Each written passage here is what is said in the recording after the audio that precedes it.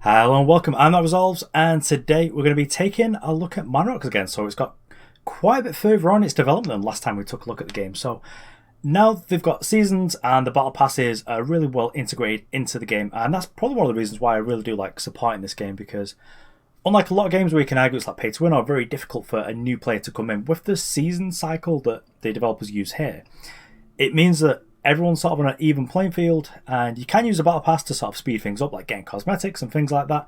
But for the most part, it's going to run on a season where you'll start playing, you'll have like a certain amount of cards, and then as you play, you will unlock more, and then on the new season, things will reset.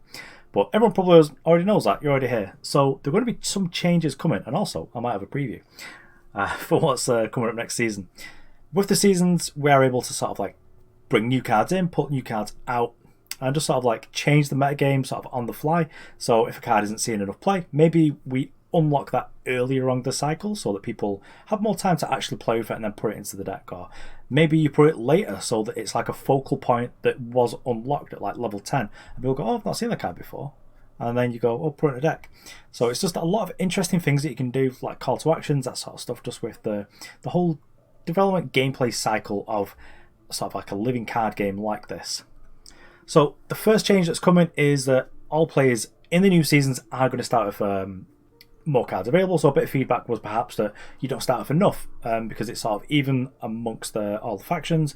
But now you're going to start with more, and all the basic commons and uncommons from the previous seasons are going to be available from the start. Might just be the commons. I do need to clarify that. But it is going to be much faster, and it's going to be a bit more fun to just unlock the rares, legendaries, and then the mythics as well. So on the next season as well, we're going to be starting with a story mode, which is going to have like 3 chapters. I think it's like heroes, myths, and mana shards. So when you defeat a story mode challenge, you're going to unlock some cards that were in your opponent's deck that were just for doing that challenge. And also you're going to receive your opponent's deck list, so you'd be able to play that in practice or against other people if you thought you liked it. And give you something to riff on it, because I know the developer's really interested in actually deck building, which is going to come up in a couple of minutes, because I'm going to show you their take on a deck that's going to be included in our new card. So after this first chapter, you're going to unlock the 2 more, which is going to be the myths and the mana shards, as we said previously. So myths are going to be where you're going to face like more difficult heroes to release the legendary mythic cards of their colours, I believe. Mana shards, we'll be facing heroes of the new season and releasing new cards. So challenges in this mode will take a break, and then when they return at different dates, there'll be different things included there. So with these changes, the rewards for level ups and the mana pass will be different. So the mana pass will focus only on cosmetics, coins, and bonuses, and some other things that are to come that I don't know about yet. So only matches that are in the play mode against other real players will give experience, but you can still do quests or missions rather against AI, or just like in practice mode. So if you want to stay tuned, there will be an announcement at the end of this week, which will be greater into detail about what these changes are. But you've waited around for too long. Let's have a look at the preview card. Just pull this up. So I'm going to fade to black over here. Just remove the game and show you. So we've got a card here, Flanoris's Graveyard. So that's the green hero, and it says summon a Flanoris Scarab for each creature in your graveyard. But what's a scarab? There we go. Let's take a look at that.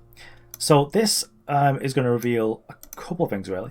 It's going to reveal that there's a move towards 2 faction decks, which is something that people already enjoyed anyway, and also a mechanic called requires. So that means that as long as you have this thing, this other thing will happen. So for the Scarab, it requires you to have black mana shards. If you've got them, then this other thing happens. So by having the black mana, you get burial on this, and it gives -1/-1 to a random enemy creature. So something that's always sort of been true of the black-green in this game is that a lot of things go to the void, because you've got like small units that do things like increase your mana and then just other utility, and then you've got ways to sacrifice units in black. So there's a spell that destroys a unit and then its controller draws 2 cards. So that can be a tempo spell against your opponent, just like kill their big thing and kill them, or it can be turn one of your units that's now like about to die anyway, turn it into 2 cards, and that's something that you do in black.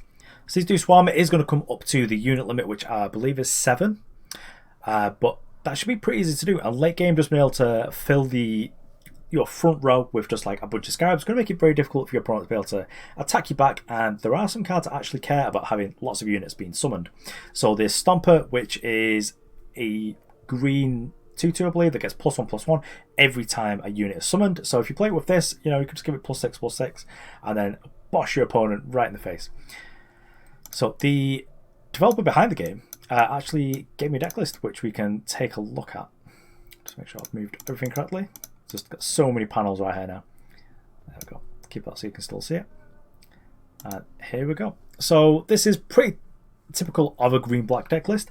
I've got ways to get like units into our void. So we've got things like Bury Alive, which does put like a random creature from your deck into your void, or rather a copy of, which is already making the Florist Graveyard a little bit more powerful.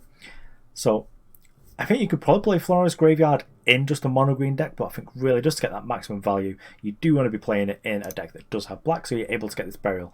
So it being random, perhaps that's setting us up for like a mobile version of the game where it's going to be reducing the amount of clicks, but it can, because you're playing it with black, mean that you can go for these high rolly turns, and maybe actually you can force this to be very targeted, because if you kill one of your opponent's units, and we've got 2, now all the -1/-1s are going to go onto that specific unit, and it's going to turn all of your Florist Scarabs into basically 2/1s, which is kind of powerful. If you just get like 5 or 6 2/1s for 6, that's a lot of power on the board, and it's also very defensive, so I do like this. And then because we're playing black, we can do stuff with the Scarabs, so we can sacrifice them. So I believe Corpse Eater is the one where you end its play, eat something, and it's going to get bigger. And then all the way down here, we've got like this sort of reanimation package as well, with Hydras, Giant Stags, Pit Lords here. So Pit Lord brings back black units cost.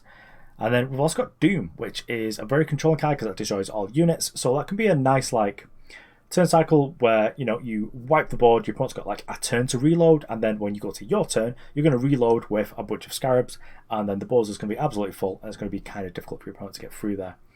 So overall, I think that this game is definitely one to watch, and I believe it's a no cost turn on just to give it a try. So it is on Steam, so you should be able to find it on there. So overall, I think this is a game that is definitely worth watching over the future. I am hoping that they do get a mobile client or like a tablet one, so you can just play it on the go, because I feel like the way that you drag things in this, it probably would suit that. And if you don't want to pay like thousands of dollars to keep up to date with Hearthstone, then this is probably just like a friendly medium where the battle pass is good. You either pay for it or don't, but you can still play. And free-to-play games are basically the cornerstone of game markets now.